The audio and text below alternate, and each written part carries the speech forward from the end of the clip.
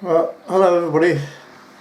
It's now Friday the 20th of March and I started self-isolating on Monday, so this is my 5th day of self-isolation, and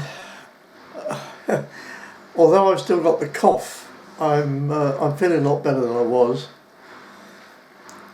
but I've had no energy to do anything. And in a few minutes I'll take you outside and show you all the things that have got to be done. And this self-isolation, a bit of a tongue twister, it's frustrating, really frustrating. And I've been watching some of the people that I subscribe to, and there's two that have come up with their self-isolation bits. So anybody else that's watching this and self-isolating, I know exactly how you feel.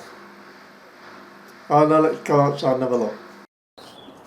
Well, fortunately we do have a large garden, so there's plenty of room for exercise. And there's plenty of things that go wrong that need repairing, so I'll show you some of those.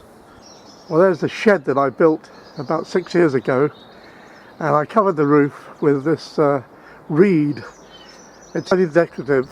The waterproofing is the sheeting underneath, but the high winds have destroyed most of that, and when I've got the energy I'm going to redo it with that split bamboo instead.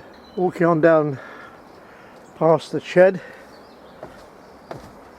on this little bit of decking. We live on the side of the mountain, so it's everything's steep. There's the Memory Inn, which is in another of my videos, and then down here we have the hot tub, and over there we have the rose garden. And unfortunately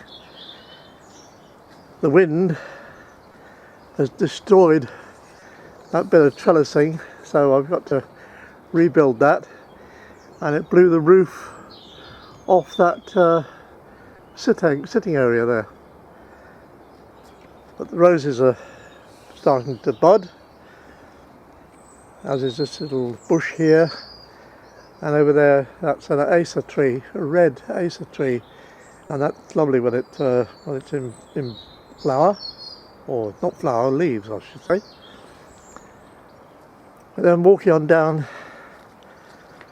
we can take a look around the lawn, which is very soon going to need cutting, but it's got to be dry for that obviously, or drier. And the daffodils are coming out, that's very nice.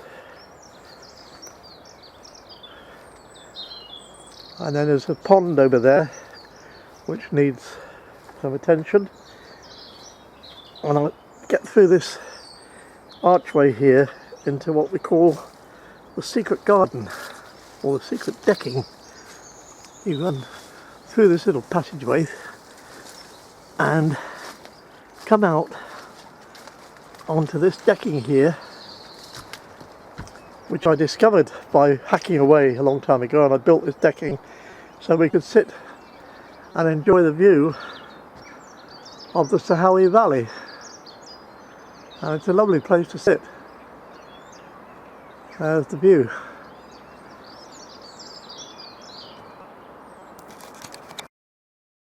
Then, because there are no leaves on the trees yet, you can actually just see the river down there. And when the summertime, it disappears behind all the trees. That's nice to see. It's my neighbour's land. He's making it into a meadow, and he's going to have alpaca, or alpacas he's going to have there. Very nice. And the other big project I've got on the go at the moment, which I've put up several videos on it, the Zen garden, and that's over here.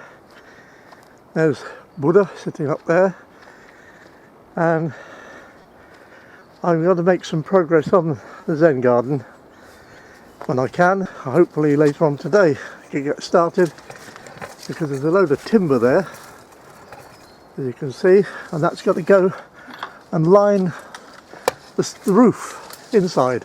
Yeah, there's the first piece. Got to go up there, get nailed. Well, I've got to cut all the pieces and then line the inside of the roof. And the other day I put 8 little goldfish in here as an experiment in the pond. I put them in, I put some food in for them, but I haven't seen them since. I'm hoping that they're just hiding at the moment underneath the tea house there. And once I've lined the tea house roof, I shall start working my way back up the garden, doing these steps. I've been experimenting with how I'm going to do them, and I think I'm going to end up doing them like that there, with stones on the risers.